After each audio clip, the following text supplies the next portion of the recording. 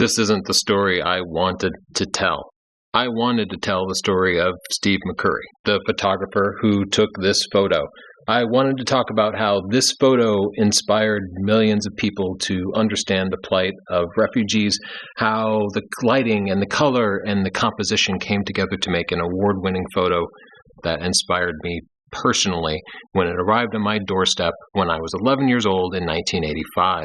I can't tell you that story, though. I have to tell you a different story, and one that hasn't really been told in one piece. First, I need to take a second and thank our sponsor, Squarespace. This feels a little weird because this is a very serious topic, and I want to make sure that we do not personally profit from this in any way.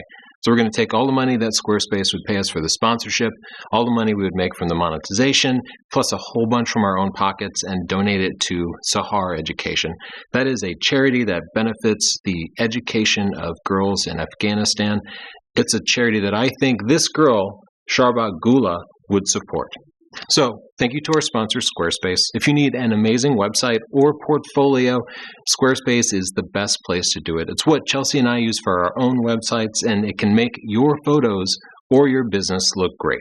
So, head to squarespace.com/Tony, get a 14-day free trial, no credit card required, and if you decide that you like it and you want to keep it, you can use the coupon code TONY for 10% off. In 1984, National Geographic sent American photographer Steve McCurry to Afghanistan to take photos to support a story about the refugees living in Pakistan who'd been sent there from Afghanistan because of the Soviet war. According to Steve McCurry, he visits a refugee camp, hears the sounds of children laughing inside a makeshift schoolhouse, and he goes inside. He immediately spots this girl and notices her eyes, and he wants to take her picture. Sharbat is Pashtun, and she's over the age of 8, which means she's wearing a burqa that completely covers her face. It also means that she lives by a certain set of rules that forbid some things that might be common to you or me. For example, she can never really be in a room with a man who's not a family member. She certainly can't make eye contact or show her face. She cannot have her picture taken, and she definitely cannot have those photos publicized. But the only thing Steve likes about her is her green eyes. The burqa wouldn't allow that to show very well, so Steve, through his fixer, his translator, has the teacher instruct Sharbat to take off her burqa. According to Sharbat, she goes from being scared to being angry. But seeing her eyes is not enough. He wants to see her entire face. So he has the teacher instruct her to cooperate. He takes her from where she is, puts her in a different part of the room where there's better light and a nice, clean background. He poses her like an 80s glamour shot. Shoulder tilted towards the camera, forehead forward a little bit, nice light to illuminate the eyes, and direct eye contact, something she would never ever do. Steve composes the shot with negative space at the top of the frame to allow it to become a magazine cover. That's really the only explanation I can come up with for the sort of unbalanced way that he composed it. It only makes sense if his intention is for it to become a magazine cover. He gets his shot and goes to take a roll of film. According to Steve, he had planned to take other pictures, but Sharbat takes off. According to Sharbat, she's scared to death, and she flees at the first opportunity. Notice no part of that story was Steve finding out her name, talking about her background, getting permission from her father, who was alive at the time. None of that mattered. The next summer, in June of 1985, this ships to millions of people worldwide, including a young Tony Northrup's house, and I still remember the day that we received this. I read the caption. It says, "Haunted eyes tell of an Afghan refugee's fears." If you read the article, you will find exactly one more sentence about her. It just says that her eyes are reflecting the fear of war, which is not true.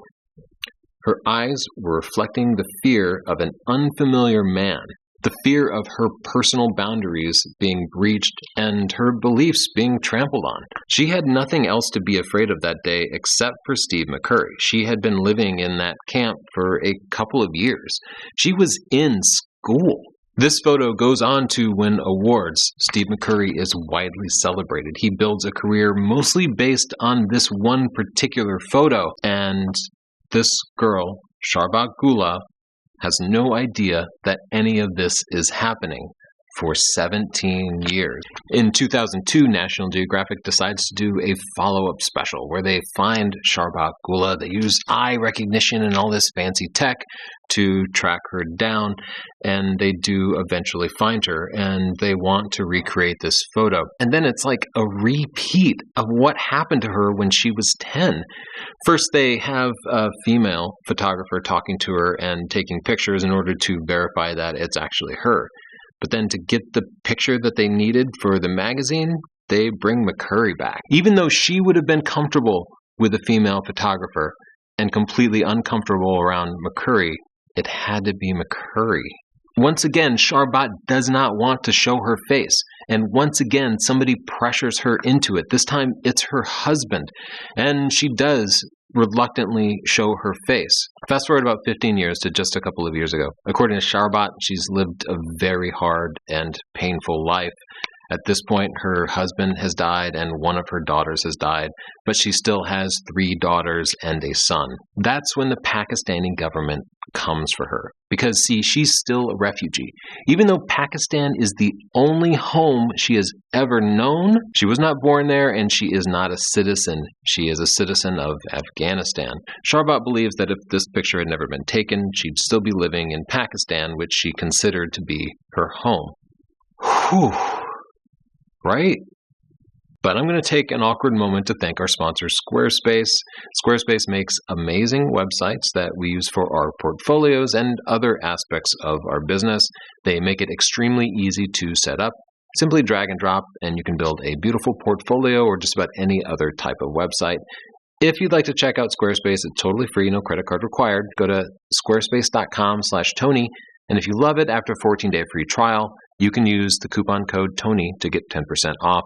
And as a reminder, all that Squarespace money is going right through to a charity that will support Sharbat's goals of educating Afghan women and hopefully keeping them out of early marriage. I started making this video wanting to celebrate this particular photo to discuss the impact that it had on my life and so many other lives. Look, I even bought the same model of lens that Steve McCurry used, 105mm Nikkor 2.5, but then I started researching the actual history of it. There were several things that I found really disturbing about this story. First, they violated her boundaries terribly when she was a 10-year-old girl. They used a position of power and the teacher's influence to make her do something that they knew she didn't want to do. How do I know she didn't want to do it? Because she finally got a chance to tell her own story after she was arrested in Pakistan. When she was deported to Afghanistan, their government kind of acknowledged, like, this is a person of note, a person who represents refugees, and we have to take care of her. It seems like a PR move to me. So the government of Afghanistan found her a home, and they promised to give her children health care and an education. And I think in exchange, she had to do some TV appearances and interviews. Now, I'm guessing that she was required to do these interviews because obviously they wouldn't disclose that part of it. But when you watch the interviews, she doesn't seem like a particularly willing participant in it. And she seems to be hitting some of the same lines over and over again, that she loves being in her homeland of Afghanistan, despite the fact that after she was arrested while she was still in Pakistan, she was quoted as saying that Pakistan was the only home she ever knew and that she only wanted to live there. So her story changed a little bit. It would also be very convenient to Afghanistan. And frankly, if I were in her position, I would have said anything I had to do to get shelter and an education and healthcare for my kids. So I don't hold that against her. But during those interviews, she had some really honest moments where she discussed it. And here she is in her own words. In one interview, they asked her, "How did your husband react to the photograph?" "We are Pashtuns, so we became nervous and very sad." In another interview, she says, "I was a villager. I do not like the photo and the media." Steve's story is actually consistent with that. He seems to be happy to tell the part of the story where the little girl didn't want her picture taken, and he did it anyway. Point 2 that upsets me about this photo is that the story National Geographic tells about it is kind of untrue. They misrepresented her whole way of life. She was wearing a burqa and not a scarf. She would never have been alone in a room with a male photographer. She never would have shown her face. She would never have had her image published. They were supposed to be telling her story, and they told a completely different story. The most untrue part of how they portrayed her is that they said her eyes showed the fear of war. Her eyes showed the fear of a male photographer who was drastically violating her personal boundaries. Reason number 3 I find this disturbing is that this photo does not represent journalism. It represents unpaid modeling. Here's the thing. Steve McCurry made a lot of money from this. National Geographic made a lot of money from this. This girl made nothing. And in journalism, that can be okay. Imagine you're a war photographer and you witness actual war crimes. You take that photo and you publish it in a journal for the world to see.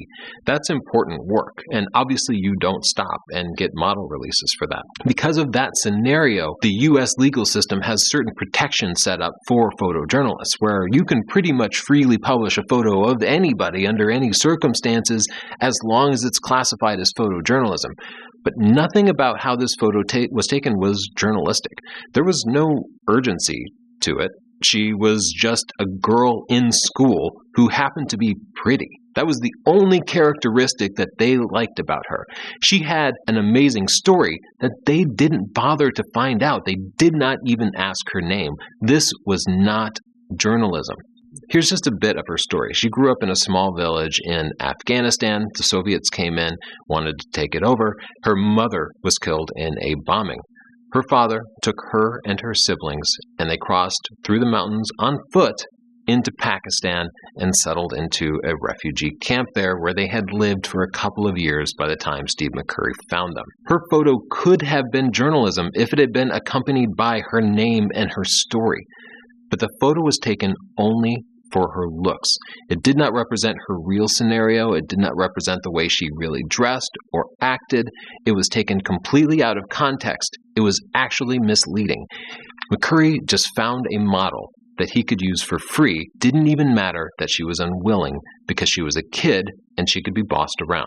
After the photo was published, the photo itself became news, and Steve McCurry has been interviewed about it over and over again, and Steve still doesn't seem to be telling the true story. At least Steve's story doesn't seem to sync with Sharbat's. Steve says she ran off to chat with friends. When he was on Oprah, Oprah said she ran off to play with her friends. When Sharbat is interviewed, she says she ran away out of fear. Steve keeps saying she was 12 when the picture was taken, but according to Sharbat, she was 10. Steve keeps saying that she was an orphan, but according to Sharbat, she traveled to Pakistan with her father. When you watch the National Geographic reunion piece from 2002, they don't spend that much time covering her story. They actually spend more time just talking about her physical appearance. This is not journalism.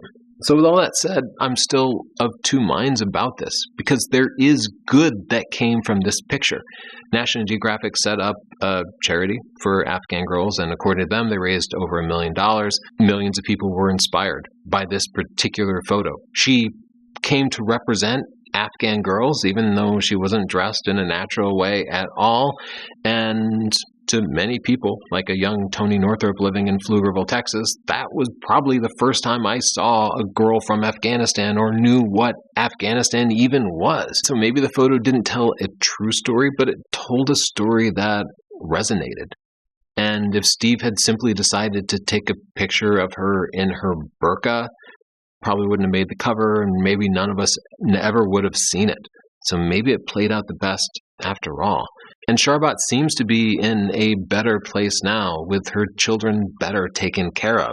So maybe her story has a happy ending too. Do the ends justify the means? Do the needs of the many outweigh the needs of the few?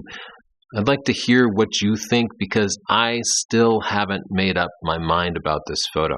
Thanks for listening to the Picture This podcast. It was brought to you by Squarespace. If you want your own awesome Squarespace website, go to squarespace.com/Tony. Get a 14-day free trial. Coupon code TONY will get you 10% off. And once again, all proceeds from this video, plus a big wad from my pocket, go to the Sahar Education Charity, which supports education for young Afghan girls, something that Sharbat Gula herself has said is the most important thing for her.